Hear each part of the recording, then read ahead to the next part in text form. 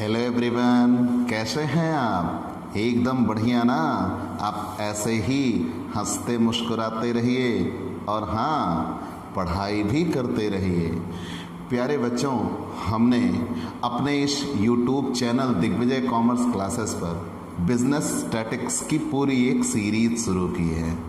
इसमें हमने आपको मेजर ऑफ सेंट्रल टेंडेंसी पूरा पढ़ा दिया। उसके हर एक प्रैक्टिकल क्वेश्चन 188 क्वेश्चंस पूरे विद रूल समझा दिए। ठीक बच्चों, जिसमें से एग्ज़ाम में नियर अबाउट 80 मार्क्स का आता है।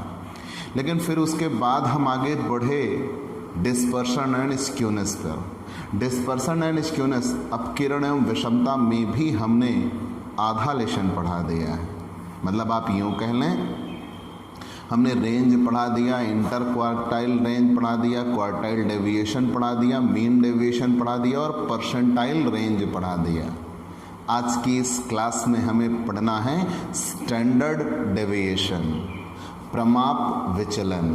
प्यारे बच्चों, अपने पिछले वीडियो में हम प्रमाप विचलन की शुरुआत कर चुके हैं और हमने व्यक्तिगत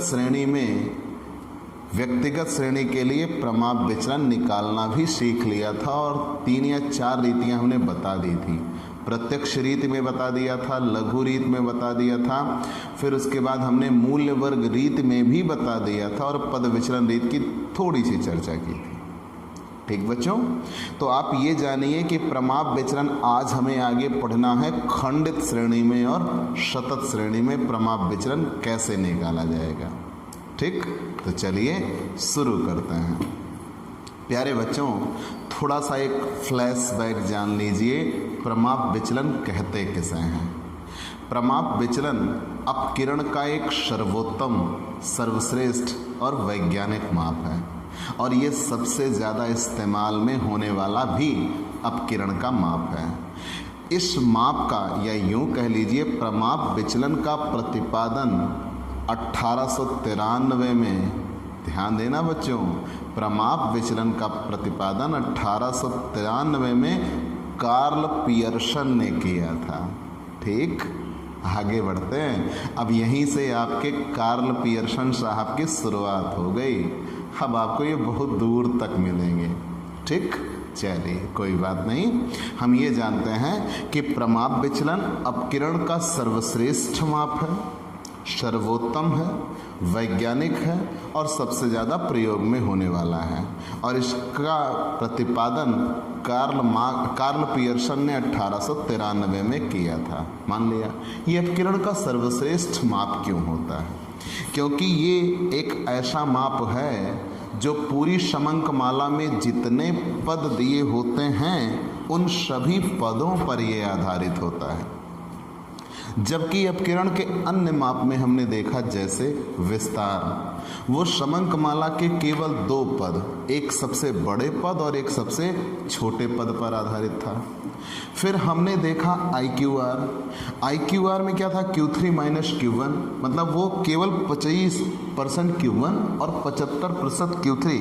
तो Q3 में से Q1 घटाता था तो 75% में से 25% घटाते हैं तो 50% पदों पर आधारित होता है। फिर हम QD आए तो QD भी Q3 माइनस Q1 बटे 2 था, मतलब वो भी 50% और बटे 2 कर दिया तो 25% पे आ गए, पर आधारित था। फिर हमने इन कमियों को दूर किया। ये 2 तो ऐसी कमियां थी जिनमें पद ही शामिल नहीं होते थे, सारे पद शामिल नहीं करते थे, तो काहे का श्रेष्ठ माप। फिर माध्य विचलन में कहा गया नहीं, हम सभी पदों पर आधारित एक माप लेके आते हैं, तो माध्य विचलन हम लेके आ गए।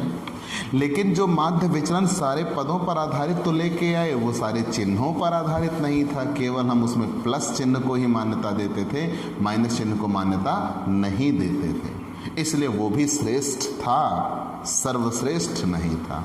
तो हमें अपकिरण का सर्वश्रेष्ठ माप जब कभी कहा जाए क्वेश्चन में, ध्यान देना, अगर आपसे ये कहा जाए अपकिरण का श्रेष्ठ माप निकालिए, अपकिरण का आदर्श माप निकालिए, मानक विचलन निकालिए, तो वो सब भी क्या होता है, प्रमाप विचलन होता है, स्टैंडर्ड डेविएशन होता है। प्यारे बच्चों, स्टैंडर्ड एक मानक विचलन, स्टैंडर्ड डेविएशन ठीक। स्टैंडर्ड डेविएशन के लिए हमने सिंबल बनाया था SD, स्टैंडर्ड डेविएशन छोटा सिग्मा। ठीक, तो आपने ये जान लिया है कि ये सभी पदों पर आधारित है और सभी चिन्हों पर आधारित है, इसीलिए इसको अपकिरण का श्रेष्ठ माप कहते हैं। और दूसरी बात, अगर किसी भी समंकमाला के पदों में समान कमी या समान वृद्धि की जाए तो प्रमाप विचलन पर कोई प्रभाव नहीं पड़ता। अगर सारे पदमाला में जितने भी पद आते हैं सब में एक निश्चित वृद्धि कर दी जाए और सब में एक निश्चित कमी कर दी जाए तो प्रमाप विचलन अप्रभावित होगा। जितना प्रमाप विचलन था उतना ही होगा। दूसरी बात, जैसे माध्य विचलन आप सीखे थे माध्य की सहायता से, माध्यिका की सहायता से और बहुलक की सहायता से। प्रमाप विचलन सिर्फ और सिर्फ माध्य की सहायता से निकलता है, जो कि केंद्रीय प्रवृत्ति की माप का सर्वश्रेष्ठ माप होता है माध्य, और माध्य की सहायता से हम निकालते हैं केंद्रीय प्रवृत्ति की माप की जो सर्वश्रेष्ठ माप है माध्य, माध्य की सहायता से हम निकालते हैं प्रमाप विचलन। ठीक, हमने व्यक्तिगत श्रेणी में प्रमाप विचलन के जितने भी फॉर्मूले बनते हैं वो बता दिए थे। बेसिकली हमने आपसे ये कहा था कि व्यक्तिगत श्रेणी, आप पहले यहाँ पे हमेशा रीतियाँ चुनते थे कि हमें क्वेश्चन किस रीत से हल करना है। चाहे तो आप प्रत्यक्ष रीत से हल कर लो, चाहे तो आप लघु रीत से हल कर लो, चाहे आप मूल्य वर्ग रीत से हल कर लो। लेकिन यहाँ फंडा ये बनता है कि प्रत्यक्ष रीत और लघु रीत, मैंने ये कहा था यही दोनों ज़्यादा इस्तेमाल होंगी, लेकिन उसमें भी ये बनता है कि अगर प्रत्यक्ष रीत में समांतर माध्य पूर्णांक में आया तब तो वो आसान दिखती है, और अगर समांतर माध्य पूर्णांक में नहीं आया तो फिर वो दिक्कत में आते हैं। मतलब हम ये जान लें, अगर समांतर माध्य एक पूरी संख्या आता है, मतलब दशमलव में ना आए, तब तो प्रत्यक्ष रीत ही आसान है, नहीं तो फिर प्रत्यक्ष रीत में कठिनाइयाँ हो जाएंगी। ठीक, तो उन सब बातों का एक समाधान लघु रीत पे हम आ जाते हैं। लेकिन क्वेश्चन में भी ऐसा कभी नहीं कहा जाएगा कि आप इस रीत से क्वेश्चन हल करिए, कि आप प्रत्यक्ष रीत से हल करिए या लघु रीत से हल करिए। वो आपकी अपनी समस्या होगी, आपकी अपनी समझ होगी। जिस रीत से आप हल करना चाहोगे उस रीत से आप हल करिए, आपको कहीं रोक टोक नहीं होगी। ठीक, लेकिन अगर कभी कह भी दिया जाता है तो है ना, दिग्विजय कॉमर्स क्लासेस आपको सब बता रहा है, प्रत्यक्ष रीत भी हम आपको समझा रहे हैं और लघु रीत भी हम आपको बता रहे हैं, तो इसलिए आप तनिक भी चिंतित ना होइएगा। ठीक बच्चों, तो चलिए, हमने आपको प्रत्यक्ष रीत लघु रीत दोनों बता दिया था, लेकिन व्यक्तिगत श्रेणी में आज हम प्रमाप विचलन सीखेंगे खंडित श्रेणी में। खंडित श्रेणी में हम चाहें तो एक साथ बता सकते हैं खंडित श्रेणी एवं सतत श्रेणी में प्रमाप विचलन, लेकिन आप अलग अलग सीखिए, ज़्यादा बेहतर होगा। खंडित श्रेणी में प्रमाप विचलन, वैसे दोनों के लिए सूत्र एक ही निकल के आएगा। खंडित श्रेणी में प्रमाप विचलन, ठीक, स्टैंडर्ड डेविएशन इन डिस्क्रीट सीरीज, खंडित श्रेणी में प्रमाप विचलन। तो यहाँ जब आप सूत्र लिखेंगे तो पहले आपको चाहे जिस रीत से लगाना हो आप वो चयनित करिए। आपने पहले श्रेणी की पहचान की, मतलब जिसमें केवल पद हो वो व्यक्तिगत श्रेणी होती है, और व्यक्तिगत श्रेणी में हम प्रमाप विचलन पीछे आपको बता चुके हैं। आज हमें बताना है खंडित श्रेणी में प्रमाप विचलन। तो सबसे पहले हमने श्रेणी की पहचान की। श्रेणी की पहचान में हमने ये देखा पद और आवृत्ति दोनों दिए गए हैं, मतलब खंडित श्रेणी है। और अगर खंडित श्रेणी है तो मान लीजिए हम इसको किस रीत में हल करना चाहें, प्रत्यक्ष रीत में। प्यारे बच्चों, आप एक बात और दिमाग में डाल लीजिए, अगर प्रत्यक्ष रीत से कहा है तो प्रत्यक्ष रीत मतलब विचलन लिया जाएगा माध्य से, और अगर लघु रीत कहा है तो मतलब विचलन लिया जाएगा कल्पित माध्य से। यही दोनों में अंतर होता है। अगर प्रत्यक्ष रीति कहा जाएगा डायरेक्ट मेथड, तो डायरेक्ट मेथड में जो डेविएशन लिया जाता है, विचलन निकाला जाएगा, वो किससे निकाला जाएगा, with the help of mean. और अगर आप शॉर्टकट मेथड में आते हो तो जो डेविएशन निकाला जाएगा with the help of assumed mean. ठीक, चलिए, तो खंडित श्रेणी में प्रमाप विचलन, जब कभी आपको खंडित श्रेणी में प्रमाप विचलन निकालना हो, ध्यान देना पूरी बात। मैंने ये कहा सबसे पहले आप श्रेणी की पहचान करिए। मान लीजिए क्वेश्चन दिया हुआ, तो आपने देखा आपको प्रमाप विचलन निकालना है। सबसे पहले आपने श्रेणी की पहचान कर ली कि दिया गया क्वेश्चन व्यक्तिगत श्रेणी का, खंडित श्रेणी का या शतक श्रेणी का, कौन सी श्रेणी का है। अगर व्यक्तिगत श्रेणी का है तो हम इसके लिए सूत्र पहले ही बता चुके हैं। जैसे प्रत्यक्ष रीत में हमने बताया था कि एस डी बराबर under root sigma D square upon N. लघु रीत में हमने बताया था कि under root sigma D square X upon N minus sigma D X upon N का होल स्क्वायर। फिर हमने मूल्य वर्ग रीत में बताया था sigma X square upon N minus sigma X upon N का होल स्क्वायर। हमने तीनों रीतियों में ये सूत्र बता तीनों रीतियों में ये सूत्र बता दिया था व्यक्तिगत श्रेणी का। आज हमें पढ़ना है खंडित श्रेणी का। मान लीजिए कोई क्वेश्चन दिया हो और वो किस श्रेणी में दिया हो, खंडित श्रेणी में दिया हो, मतलब जिसमें पद और आवृत्तियां दोनों हों, तब हम क्या करेंगे। तब यहाँ मुख्यतः आपको प्रत्यक्ष रीति और लघु रीति मिलेंगे। तो मान लीजिए हमने प्रत्यक्ष रीति में लगाना चाहा, तो जब हमने प्रत्यक्ष रीति में चयनित करना चाहा और दोनों रीतियों से एक ही आंसर आएगा, दोनों रीतियों से एक बराबर आंसर आएगा, तो प्रत्यक्ष रीति में यह सूत्र होता है एस डी बराबर under root sigma F D square upon N. अब ध्यान देना बच्चों, ये हमने प्रत्यक्ष रीति का सूत्र लिखा। स्टैंडर्ड डेविएशन बराबर sigma F D square upon N. S D बराबर प्रमाप विचलन, ठीक। एफ डी स्क्वायर कहाँ से मिलेगा, एफ का गुणा किस में होगा, डी स्क्वायर में। और एफ तो क्वेश्चन में दिया रहता है, आवृत्ति न दी हो तो अरे भाई तब तो फिर व्यक्तिगत श्रेणी हो जाएगी, इसका सूत्र बदल जाएगा। तो एफ तो क्वेश्चन में जरूर दिया होगा, छोड़ो इसे, जो नहीं दिया उसको पकड़ो ना। हम डी स्क्वायर निकालते हैं, तो डी स्क्वायर कहाँ से मिलेगा, डी का गुणा डी में करेंगे। तो अगर एक डी मिल जाता है दूसरा डी ऑटोमेटिकली मिल जाएगा, वही होगा। मतलब उसी डी का उसी संख्या से उसी संख्या में गुणा कर देना है। तो हमें डी निकालना है और डी बराबर फार्मूला होता है एक्स माइनस एक्स बार। मतलब ये एक्स भी क्वेश्चन में दिया रहेगा, तो तलाश किसकी होनी चाहिए, एक्स बार की। और एक्स बार बराबर सूत्र होगा sigma F x upon N. तो पहले हम एक्स बार निकालेंगे बच्चों। तो एक्स बार बराबर sigma F x upon N. अब एफ एक्स कहाँ से आएगा, एफ का गुणा एक्स में करेंगे, ठीक। एफ का गुणा एक्स में करेंगे और एन बराबर क्या होगा, आवृत्तियों का योग। आवृत्तियों का योग। तनिक आप फिर से देखते चलिए बच्चों। यहां हमने क्या कहा, एस डी बराबर स्टैंडर्ड डेविएशन प्रमाप विचलन बराबर, ठीक। तो एस डी बराबर हमने सूत्र बनाया sigma F D square upon N पूरे का अंडर रूट। मैंने कहा था बिना कैलकुलेटर के अब आप आगे सवाल नहीं हल कर पाइएगा, ठीक। या तो फिर आप प्रमाप विचलन निकालने में उतने वर्गमूल निकालने में आप उतने अभ्यस्त हो, और दूसरी चीज़ यह है कि एग्ज़ाम में आपको समय बचाना होगा बच्चों, नहीं तो पूरा पेपर आप सॉल्व नहीं कर पाइएगा। और या तो आपकी स्पीड उतनी ही प्रबल हो, ठीक। तो हम यहाँ आते हैं कि प्रत्यक्ष रीति में प्रमाप विचलन का सूत्र क्या होगा, एस डी बराबर under root sigma F D square upon N. तो सबसे पहले आपको क्या निकालना होगा, सिग्मा मतलब जोड़, किसका, एफ डी स्क्वायर का। ये तो प्रमाप विचलन के लिए एस डी, छोड़ो आगे बढ़ो।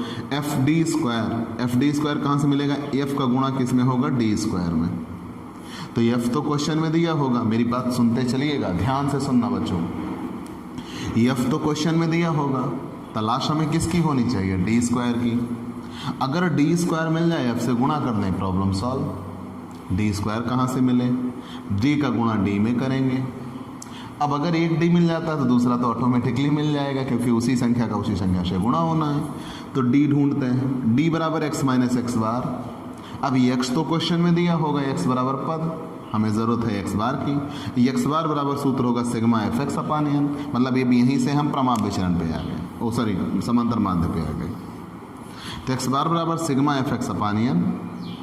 एफ एक्स कहाँ से आएगा, एफ इंटू एक्स, और एन बराबर आवृत्तियों का योग। तो आप चाहो तो ऐसा भी कह सकते हो, अगर प्रत्यक्ष रीति में प्रमाप विचलन निकालना है तो सबसे पहले सब कुछ छोड़ो, पहले समांतर माध्य निकालो।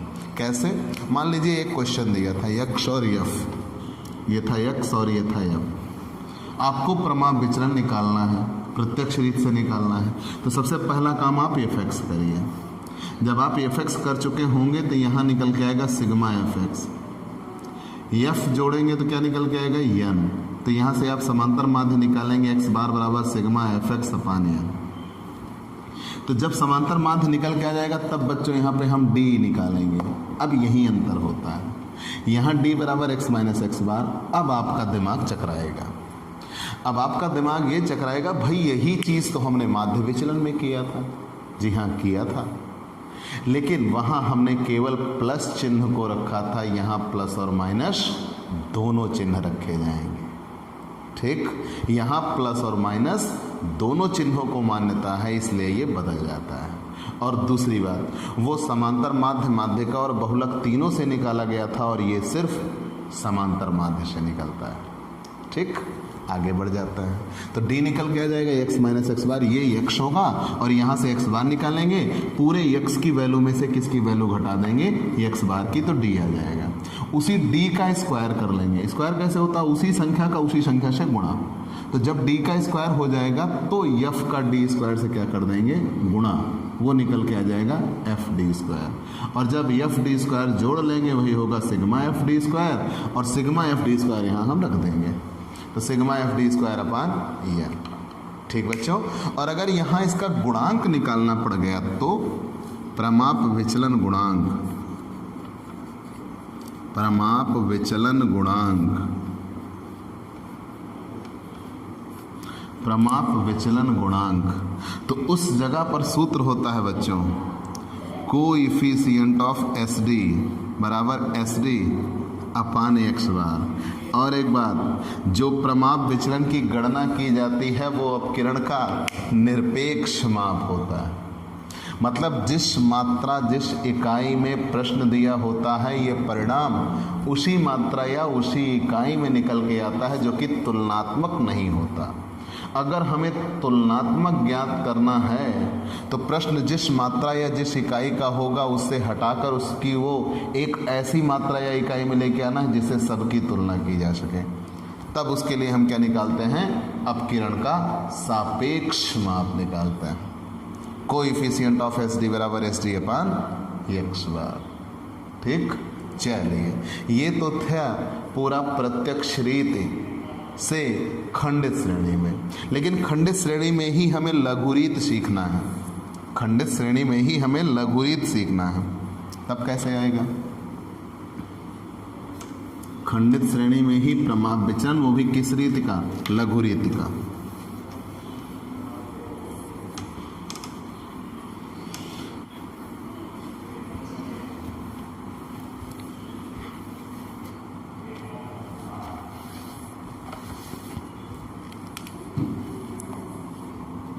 खंडित श्रेणी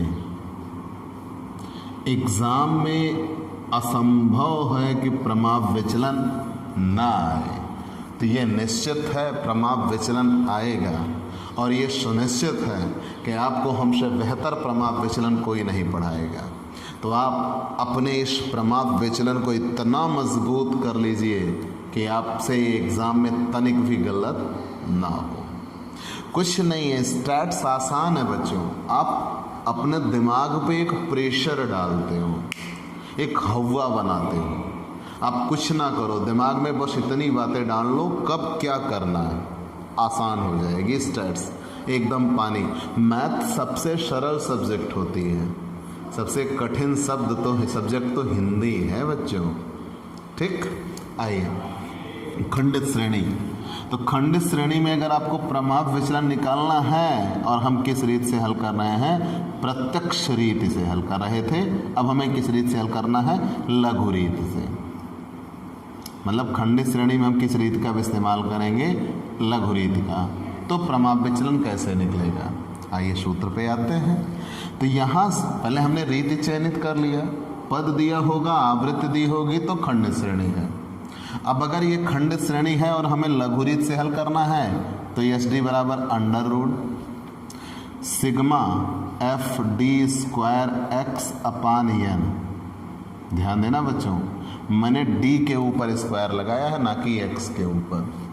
sigma F D square X upon N. चलो थोड़ा बड़ा करके लिख देते हैं भाई। एस डी बराबर under root sigma F D square X upon N minus sigma F D X upon N का होल स्क्वायर और पूरे का अंडर रूट। तो एस डी बराबर सूत्र क्या बना, sigma F D square X upon N minus sigma F D X upon N का होल स्क्वायर और पूरे का अंडर रूट। आसान सूत्र दिखता है, लेकिन दोनों रीतियों में बेहतर कौन, मुद्दा ये निकल के आता है। तो अगर प्रमाप विचलन की गणना हम करने जा रहे हैं और समांतर माध्य एक पूर्णांक ना निकला, मतलब एक पूरी संख्या ना निकला, दशमलव में आ गया, तो लघुरीत बेहतर होगी।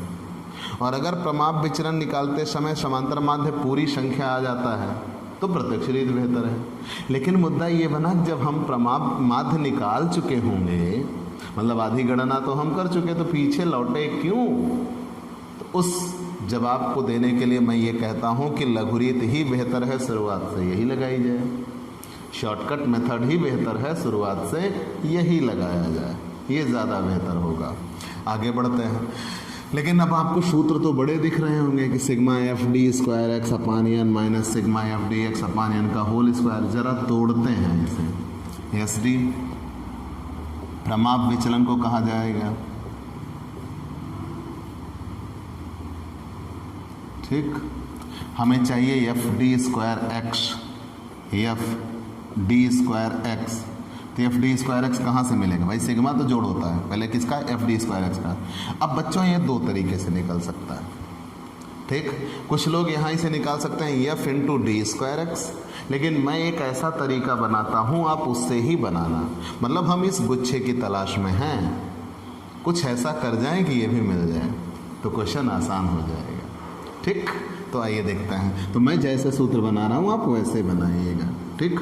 गलत वो भी नहीं होगा, लेकिन उसमें आपके कैलकुलेशन बढ़ जाएंगे। तो यहाँ क्या होगा, एस डी बराबर sigma F D square X upon N minus sigma F D X upon N का होल स्क्वायर। तो हमें एफ डी स्क्वायर एक्स चाहिए, तो एफ डी स्क्वायर एक्स के लिए एक सूत्र क्या बना, F D X into D x. ध्यान देना बच्चों, केवल dx के ऊपर dx के लिए स्क्वायर का इस्तेमाल किया गया है, f के लिए स्क्वायर का इस्तेमाल नहीं किया गया है। मतलब f इस गुणे में केवल एक बार आएगा और dx इस गुणे में कितनी बार आएगा? दो बार। तो यहाँ देखें हमने F D X into D x रख दिया। अब अगर ये एफ डी एक्स मिल गया तो ये भी तो एफ डी एक्स से मिल जाएगा। मतलब हम तलाश में इसके हैं और ये अपने आप मिल जाएगा। तो एफ डी एक्स कहाँ से आएगा? एफ का गुणा हम किस में करेंगे? डी एक्स में। एफ का गुणा किस में करेंगे? डी एक्स में। और डी एक्स निकालना होगा, एफ क्वेश्चन में दिया रहता है, ठीक। और डी एक्स बराबर फॉर्मूला क्या बनेगा? एक्स माइनस ए।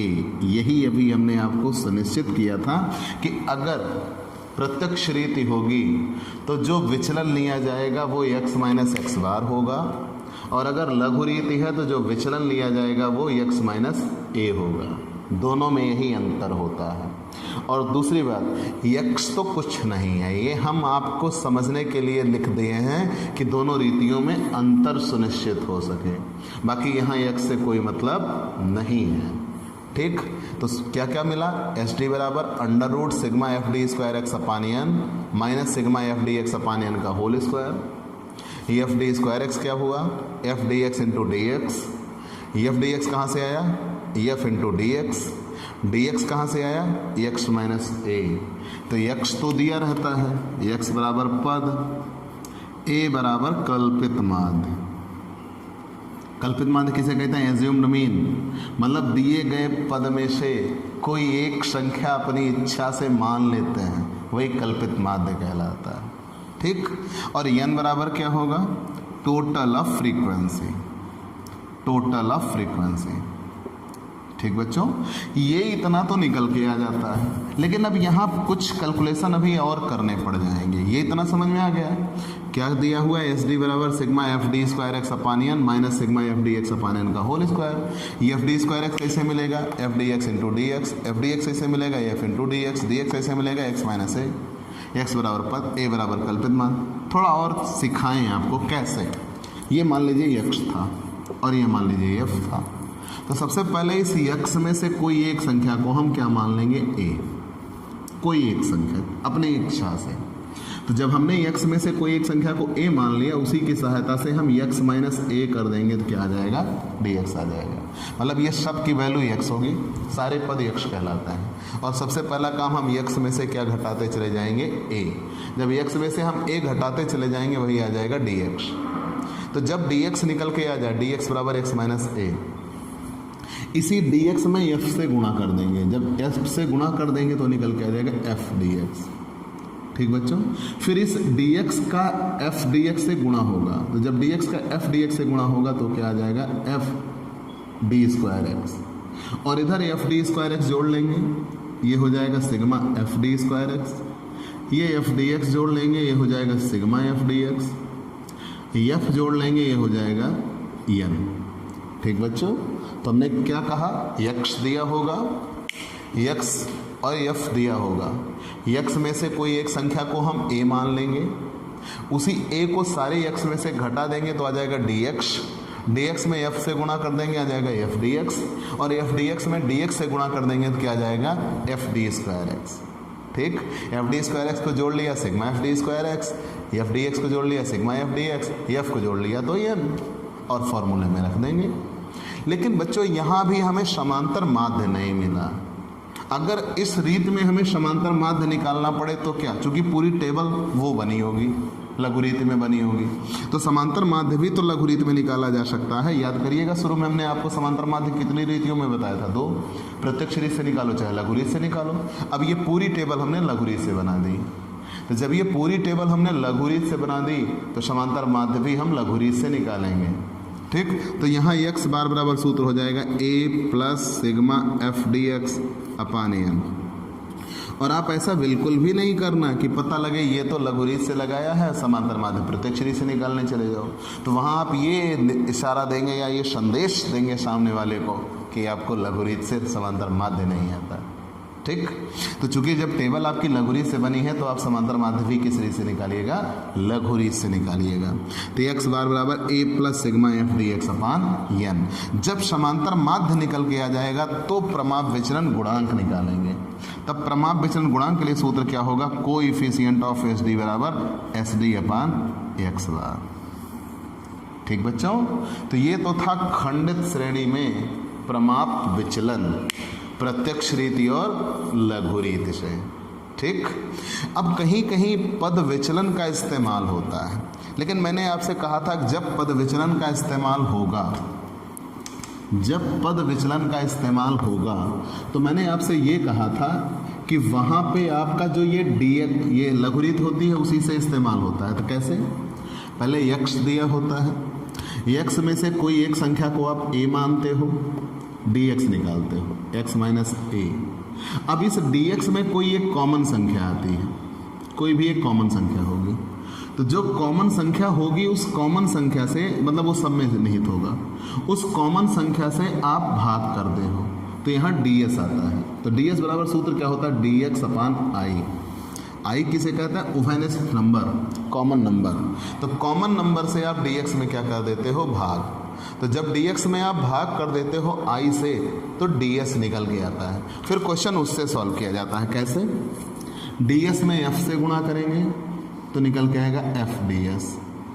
f ds में ds से गुणा करेंगे तो क्या निकल के आएगा, f d square s। f d square s का जोड़ लगाएंगे sigma f d square s।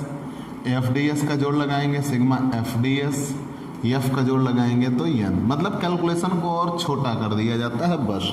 तो यहाँ फॉर्मूला क्या रखा जाएगा, sigma f d square s अपान n minus sigma f ds अपान n का होल स्क्वायर और इंटू आई। ठीक, इंटू आई, ऐसा फॉर्मूला आप इस्तेमाल करेंगे। बाकी कुछ नहीं है, केवल वही कैलकुलेशन आपको इधर से उधर कर दिया गया है बस। मतलब पहले x में से एक कोई एक संख्या मानेंगे जिसे हम a मानते हैं, उससे जब विचलन लेंगे तो dx आएगा। जो dx निकल के आ जाएगा उसमें एक कॉमन नंबर होगी, उस कॉमन नंबर से भाग करेंगे तो वो ds बना देगा, और वही कॉमन नंबर से यहाँ ला के गुणा कर देंगे, तो अंत में उत्तर में कोई प्रभाव नहीं पड़ेगा। ठीक, जो उत्तर आ रहा था वही आएगा, चाहे प्रत्यक्ष रीति से लगाए, चाहे लघु रीति से लगाए, चाहे ये पद विचलन, चाहे जिस रीति से आप इस्तेमाल करिए। ठीक, आगे बढ़ते हैं। अब हमें सीखना होगा सतत श्रेणी में प्रमाप विचलन।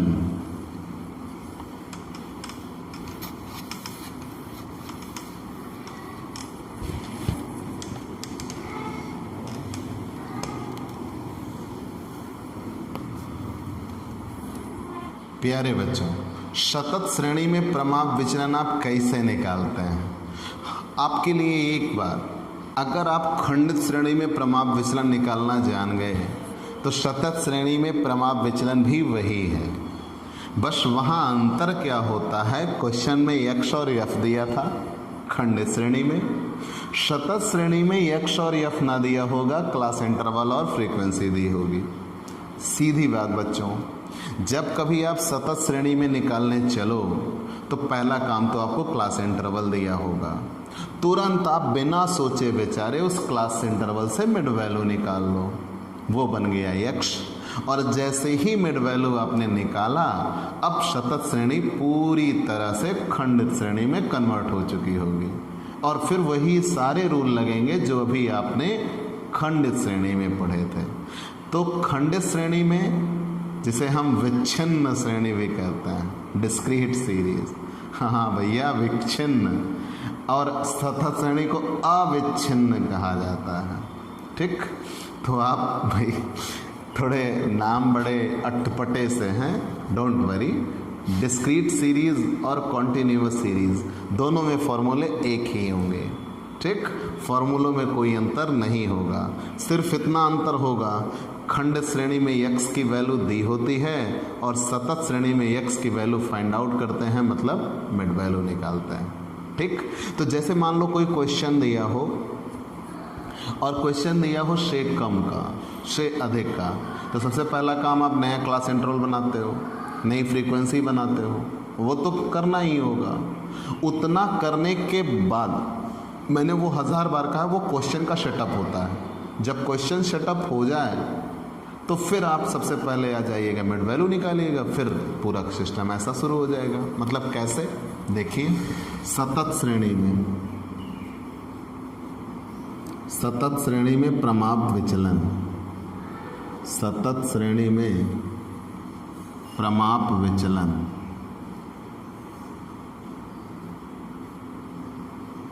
तो अगर आपसे कभी कहा जाए कि आप सतत श्रेणी में प्रमाप विचलन निकालिए तो आप कैसे निकालिएगा? रीत तो आप अपनी इच्छा से चुनेंगे, प्रत्यक्ष रीत से आप चाहे निकालो और चाहे आप लघु रीत से निकालो। ठीक, प्रत्यक्ष रीत से मान लीजिए हम निकालने आ गए तो यहाँ सूत्र होगा एस डी बराबर under root sigma F D square upon N. ये कैसे मिलेगा? तो यहाँ अभी आपने पढ़ा था एफ डी स्क्वायर बराबर एफ इंटू डी स्क्वायर, तो आपने ये भी कहा था क्वेश्चन में एफ दिया रहता है। हाँ जी, दिया रहता है। जब क्वेश्चन में एफ दिया रहता है तो हमें ज़रूरत किसकी होगी? डी स्क्वायर की। तो सबसे पहले हमें क्या निकालना होगा? डी स्क्वायर, और डी स्क्वायर बराबर फॉर्मूला बनता है D into D. D square बराबर फॉर्मूला बनता है डी इंटू डी। तो अगर एक डी मिल जाता दूसरा वही होगा, उसी संख्या का उसी संख्या से गुणा करते हैं। तो डी बराबर फॉर्मूला बनता है एक्स माइनस एक्स बार। अब ना तो एक्स पता होगा ना एक्स बार, एक्स बार की वैल्यू होगी sigma F x upon N. यहीं से आप तोड़ना शुरू कर देते हो। एक्स बार माध्य को कहा जाता है sigma F x upon N. F x कहाँ से आएगा? F into x. F question में दिया होगा, एक्स निकालना होगा, और एक्स बराबर एम बी बराबर L one plus L two upon two. M B बराबर L one plus L two upon two, और एन बराबर टोटल ऑफ फ्रीक्वेंसी। ठीक बच्चों, तो है कुछ नहीं, सब कुछ वही है। एफ डी स्क्वायर बराबर F into D square, F दिया रहता है, डी स्क्वायर बराबर डी इंटू डी, डी बराबर एक्स माइनस एक्स बार, एक्स बार बराबर sigma F x upon N. Sigma F x कहाँ से आएगा? तो एफ इंटू एक्स। एक्स कहाँ से आएगा? एक्स बराबर एम बी बराबर L one plus L two upon two, और एन बराबर क्या हो जाएगा? Total of frequency. चलो मान लिया। लेकिन एक बात और, आपने ये जाना, तो अगर इसको हम और डीपली डिफाइन करें, जैसे क्लास इंटरवल दिया होगा, फ्रीक्वेंसी दी होगी, तो सबसे पहला काम हम क्लास इंटरवल की सहायता से क्या निकालते हैं? Mid value. मिड वैल्यू ही क्या कहलाएगा, एक्स। तो जब मिड वैल्यू निकल के आ गया तो एफ और एक्स दोनों का गुणा करेंगे तो क्या निकल के आ जाएगा, एफ एक्स। जब एफ एक्स आ जाएगा उस एफ एक्स को जोड़ देंगे सिग्मा एफ एक्स। तो जब sigma F x upon N कर देंगे, sigma F x upon N कर देंगे तो एक्स बार निकल के आ जाएगा। जब एक्स बार निकल के आ जाएगा तो हम निकालेंगे डी, डी बराबर एक्स माइनस एक्स बार। जब डी निकल के आ जाएगा उसे डी का कर देंगे स्क्वायर। जब डी का स्क्वायर हो जाएगा तो एफ का गुणा किस में करेंगे, डी स्क्वायर में, तो आ जाएगा एफ डी स्क्वायर, तब सॉल्व होगा। ठीक, मतलब सीधा और साफ कि जो क्लास इंटरवल दिया होगा, क्लास इंटरवल से सबसे पहले हमें क्या निकालना होगा, एम बी, मिड वैल्यू।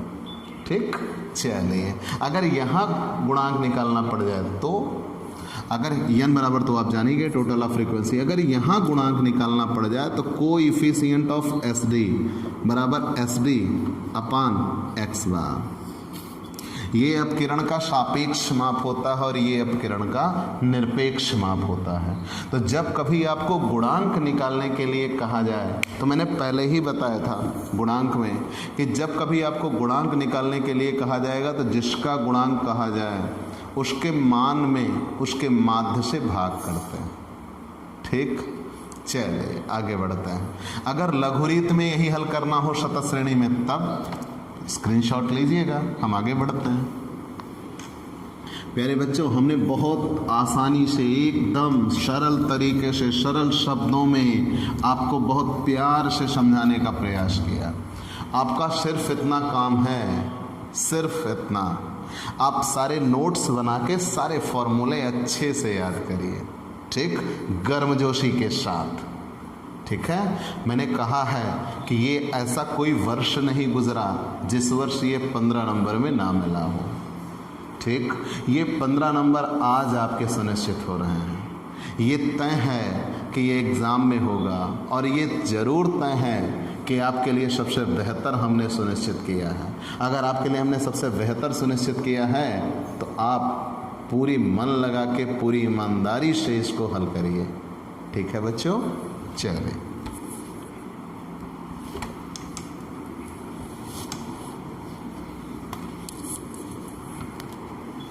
अब देखिए शतः श्रेणी में प्रमाप विचलन, और हम किस रीत में हल करने चल रहे हैं, लघु रीत में। तो लघु रीत में प्रमाप विचलन कैसे हल होगा, वो भी शतः श्रेणी का। तो जब लघु रीत में आपको हल करना पड़े तो एस डी बराबर under root sigma F D square X upon N, दोनों में यही अंतर था, वहाँ एक्स नहीं लगाता, यहाँ एक्स लगाता है, minus sigma F D X upon N का होल स्क्वायर। ठीक, क्या क्या बना, एस डी बराबर under root sigma F D square X upon N minus sigma F D X upon N का होल स्क्वायर। कैसे आएगा, तोड़ते हैं भाई, सारा सूत्र तोड़ना पड़ेगा हमें। एफ डी स्क्वायर एक्स कहाँ से आएगा, F D X into D X. तो प्यारे बच्चों, हमने पहले ही कहा हम इसकी तलाश करेंगे, ये अपने आप मिल जाए वो बेहतर है। नहीं तो हम इसे यहाँ ऐसा भी लिख सकते थे F into D square x, तो हमें ये फिर से अलग से निकालना पड़ता। हम इस तरीके से बनाएंगे तो अपने आप आ जाएगा। और ध्यान देना, इस सूत्र में एफ का स्क्वायर नहीं हुआ है, नहीं तो बच्चे जनरली क्या करते हैं F D X into F D X, तो F square D square X हो जाता है। ठीक, तो एफ का स्क्वायर नहीं करना, मतलब इस पूरे गुणे में एक्स एक बार, एफ एक बार होगा और डी एक्स 2 बार। अब यहाँ से एफ डी एक्स कैसे आएगा, एफ डी एक्स बराबर सूत्र होता है एफ इंटू डी एक्स। अब अगर ये डी एक्स मिल जाएगा तो भी मिल जाएगा। एफ क्वेश्चन में दिया होगा डी एक्स बराबर एक्स माइनस ए, एक्स बराबर एम बी। अब यही अंतर होता है, एक्स तो दिया नहीं रहता, और एम बी बराबर L1 प्लस L2 अपान 2। मतलब सीधा और साफ सबसे पहले हमें एम बी निकालना होता है। जब एम बी मिल जाएगा उसी एम बी में से कोई एक संख्या ए मान लेंगे, एज्यूम्ड मीन। उसी एम बी में से कोई एक संख्या को हम ए मान लेंगे, एज्यूम्ड मीन। और जैसे ही एज्यूम्ड मीन मिल जाएगा हम पूरे से सबसे क्या घटाते चले जाएंगे, ए घटाते चले जाएंगे, डी एक्स आ जाएगा। डी एक्स में एफ से गुणा करेंगे एफ डी एक्स आ जाएगा, एफ डी एक्स में डी एक्स से गुणा करेंगे एफ डी स्क्वायर एक्स आ जाएगा। ठीक, और प्यारे बच्चों एन बराबर क्या होगा, टोटल ऑफ फ्रीक्वेंसी।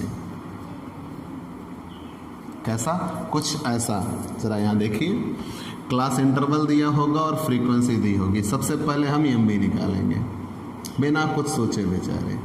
ठीक। जब एम बी निकल के आ जाएगी उसी एम बी में से कोई एक संख्या को हम ए मान लेंगे। तो जब एम बी में से किसी एक संख्या को हम ए मान लेंगे तो सब में से एम बी घटा देंगे तो क्या आ जाएगा, एम बी में से ए घटा देंगे तो क्या आ जाएगा, डी एक्स। डी एक्स में एफ से गुणा करेंगे तो क्या आ जाएगा, F D X. F D x में डी एक्स से गुणा करेंगे, एफ डी एक्स में डी एक्स से गुणा करेंगे तो क्या आ जाएगा, एफ डी स्क्वायर एक्स। ठीक। अब उसके बाद हल कर देंगे, एफ का जोड़ लगा देंगे तो क्या आ जाएगा, एन। इसका जोड़ लगा देंगे सिग्मा एफ डी एक्स, इसका जोड़ लगा देंगे sigma F D square x. फॉर्मूले पे रख देंगे। अब यहाँ से बच्चों अगर हमें समांतर माध्य निकालना पड़ जाए तो बिल्कुल निकालना पड़ेगा। क्यों भाई, हमें तो इसका समांतर माध्य की आवश्यकता पड़ेगी ही पड़ेगी, क्योंकि हमें इसका गुणांक जो निकालना है। ठीक, हमें इसका गुणांक जो निकालना है।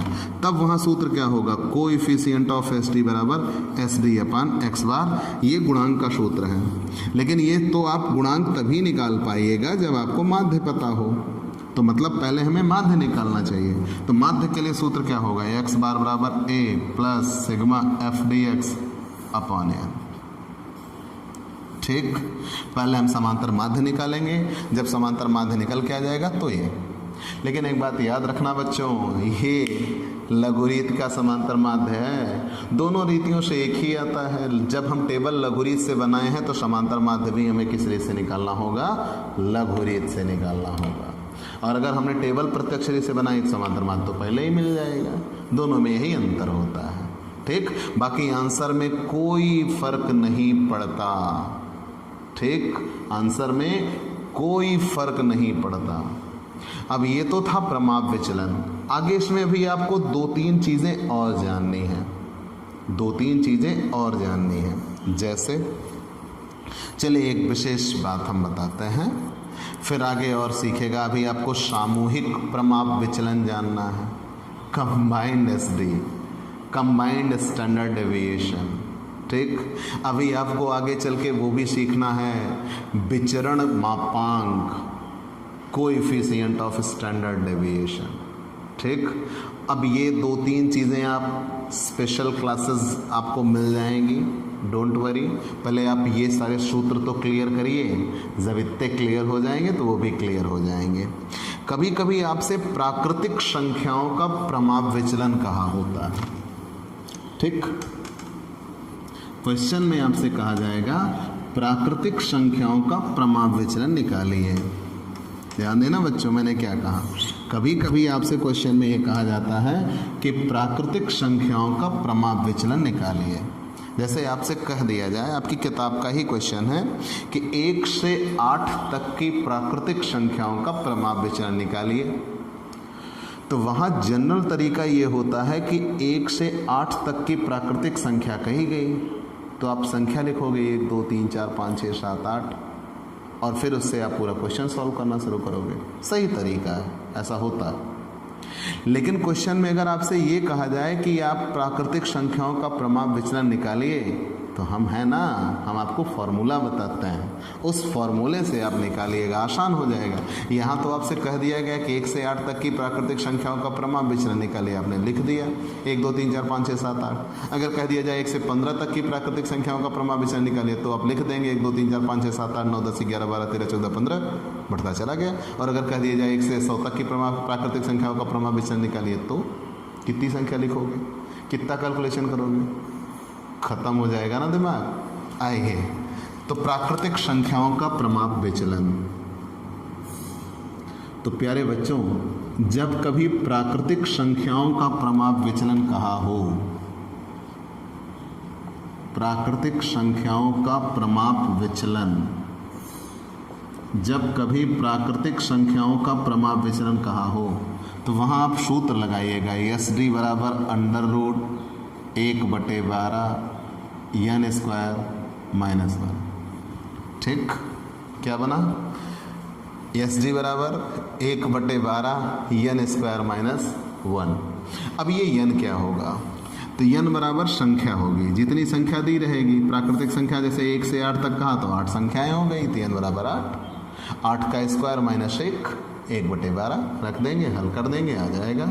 तो याद रखना, जब कभी प्राकृतिक संख्याओं का प्रमाप विचलन कहा हो तो आप संख्या लिखने के बजाय आप ये सूत्र लिखिएगा, 1/12 n² - 1 पूरे का अंडर रूट। ठीक बच्चों, ये प्रमाप विचलन के सूत्र थे। अभी आपको सामूहिक प्रमाप विचलन और विचरण मापांक भी जानना है, जिसे प्रमाप विचलन गुणांक कहते हैं। ठीक, लेकिन हम ये चाहते हैं कि पहले आप इतने फॉर्मूले क्लियर करिए, तब आप क्वेश्चन सॉल्व करेंगे, जहाँ वो भी मिलेंगे उन्हें भी सॉल्व कराया जाएगा।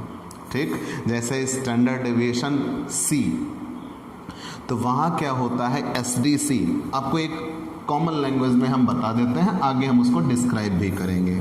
SDC का फॉर्मूला होता है N1 SD1² प्लस D1², फिर plus N2 SD2² plus D2² अपान N1 प्लस N2।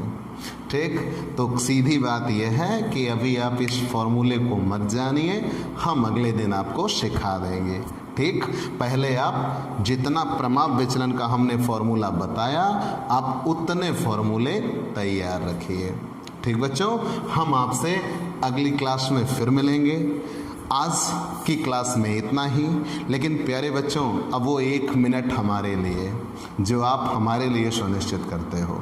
हम आपके लिए बिजनेस स्टैटिक्स और ऐसे ही सारे सब्जेक्ट जो कॉमर्स के हैं उनकी पूरी एक सीरीज़ लेके आ रहे हैं। अगर आपको हमारी ये क्लासेस पसंद आ रही हैं तो आप अपना प्यार हमको दीजिए, आप लाइक और कमेंट करिए, आप इस चैनल को सब लोगों तक पहुंचाइए। इसकी भागीदारी सुनिश्चित करना आपका काम है। आप हमारे चैनल को सब्सक्राइब करिए, शेयर करिए, बेल आइकन दबाइए। और प्यारे बच्चों, हमारे यहाँ पेड क्लास भी अवेलेबल है। मतलब ये कि आप थोड़े से शुल्क का भुगतान करके आप हमसे पेड क्लास ले सकते हैं, और हम ये कहेंगे आप ज़रूर पेड क्लास लीजिए, क्योंकि बच्चों आप ये जानते हो कि हम हर एक चीज़ पब्लिक नहीं कर सकते। उस सिचुएशन में हमें पेड क्लास देना ही होगा। भाई, हमारी भी कुछ ज़रूरतें हैं। आप ऑफलाइन पढ़ते हो तो आप फीस का भुगतान करते हो ना, बिल्कुल वैसा आप थोड़े से शुल्क का भुगतान करोगे, और थोड़े से शुल्क का भुगतान करके आपको पूरी क्लास, पूरे रेगुलर वीडियोस आपको मिलते रहेंगे। ठीक, तो आप ये सुनिश्चित करिए, और अगर आप नए जुड़े हैं तो सबसे पहले आप हमारे चैनल को सब्सक्राइब करके बेल आइकन दबाइए। ठीक बच्चों, तो हम आपसे फिर मिलेंगे अगले दिन अगले टॉपिक के साथ। या इसके प्रैक्टिकल क्वेश्चन सॉल्व किए जाएंगे। चलते हैं दोस्तों, बाय बाय दोस्तों।